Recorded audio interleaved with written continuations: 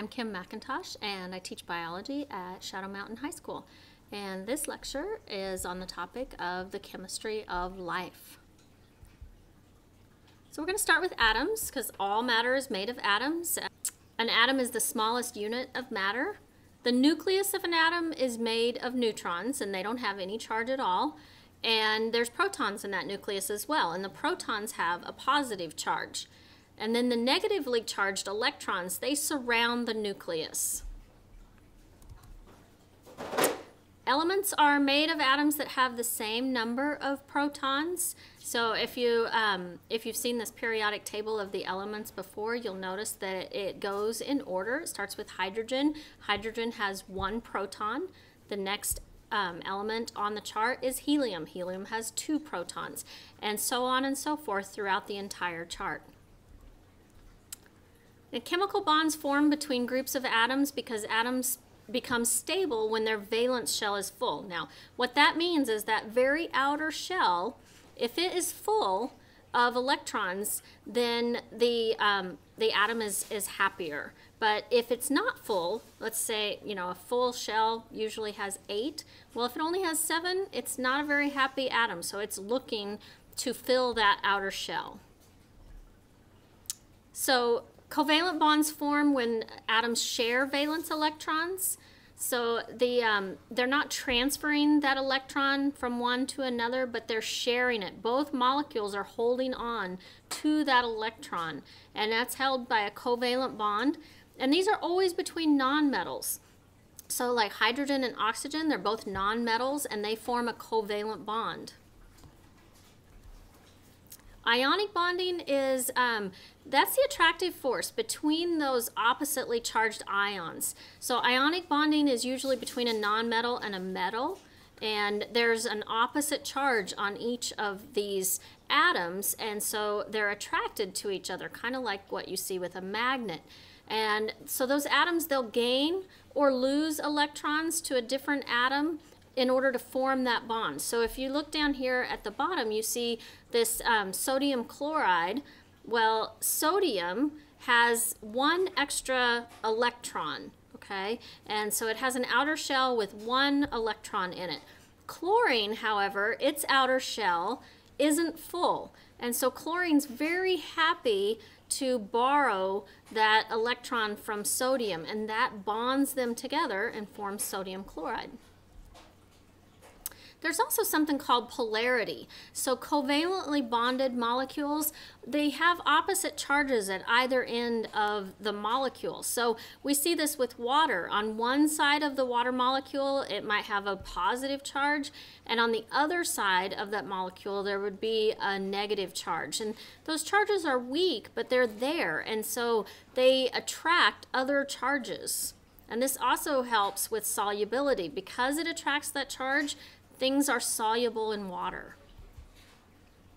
Then there's hydrogen bonds. Hydrogen bonds, they're not as strong as a covalent bond, but they're a very important type of bond to living things. So when hydrogen bonds to oxygen, nitrogen, or fluorine atom, it has a charge almost nearly as great as the proton's charge, and so that gives it an attractive force.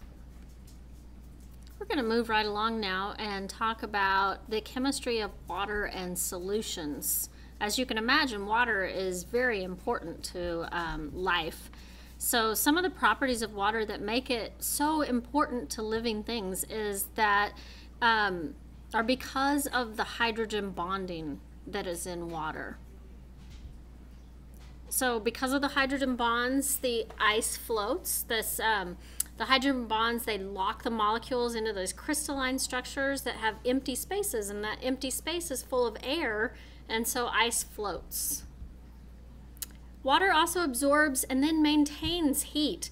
So the bonds in water are constantly breaking and reforming, and this allows water to slowly heat up, but then once it does heat up, it maintains that heat. It holds that energy well.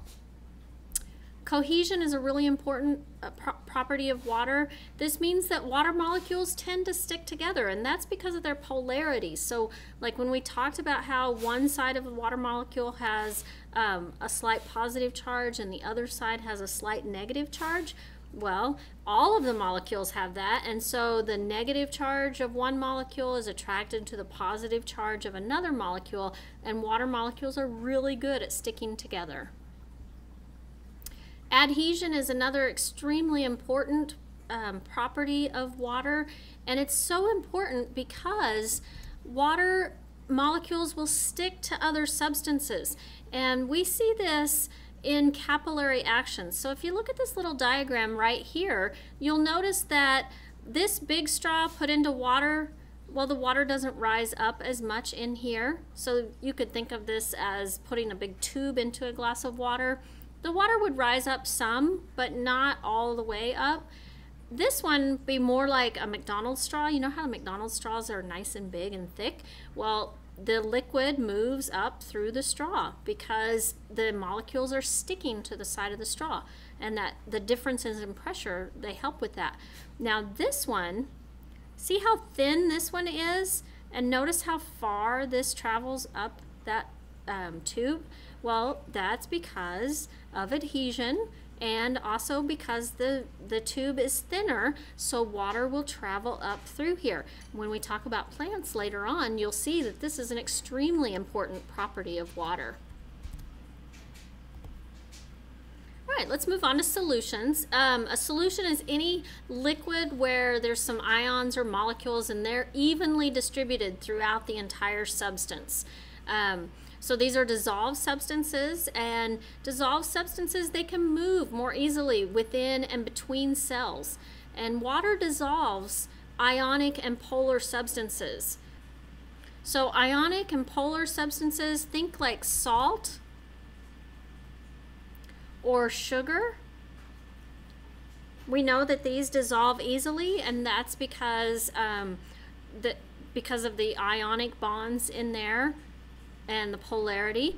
But non-polar substances like oil, they don't dissolve in water. All right, so acids and bases. Acids form extra hydronium ions. All right, so you'll want to remember that hydronium ions make a solution more acidic. Bases form extra hydroxide ions. So the bases would make, the solution would have a lot of hydroxide ions. So we designate this as OH minus because it's an ion, and this we designate as H plus because it's an ion. And so acids have a lot of properties that you might recognize. They're sour. So acids are sour, think lemon juice. They're corrosive to metals, so they'll break down metals, and they change litmus from red to blue. You might have done experiments like that before. And then bases are bitter. So anything that is base will have a bitter taste, and they're slippery. So think of soaps. Soaps are very slippery. All right, and bases don't change the color of litmus. So if you've done experiments where you're trying to decide if it's an acid or base, you would know that the color doesn't change when it's a base. All right, so we're going to look at the pH scale. pH measures how acidic or basic a solution is. So acidic solutions have a pH below 7. So you're basically looking at the pH from 0 to 6. And you can see that up here. We start here with 0. That would be hydrochloric acid. That's pretty much the stomach acid.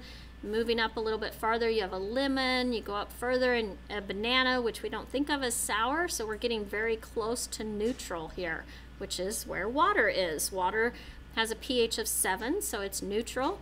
Basic solutions have a pH above 7. So these are going to be basically in the range from 8 to 14. So you'll see here you have baking soda right here at about 8. You're moving through, you have some soap, a strong cleaner like ammonia, and then you get to the really strong stuff like drain cleaner, and that would be the most basic. All right. One really interesting thing about pH and its application to biology is that blood has a pH of 7.4, and that's really important to the body. If the pH goes down to 7 or up to 7.8, the person could die within seconds because the body's pH has to be maintained at a normal level. Buffers are substances that we'll put into a solution that will help prevent those pH changes. So bicarbonate, it's HCO3. That's an important buffer in living things. You might have taken Tums when you have an upset stomach, and that's really what you're doing there is you're taking bicarbonate and adding it to your system in order to bring your stomach back into a regular normal level so that you don't have stomach upset. And that's the last of that.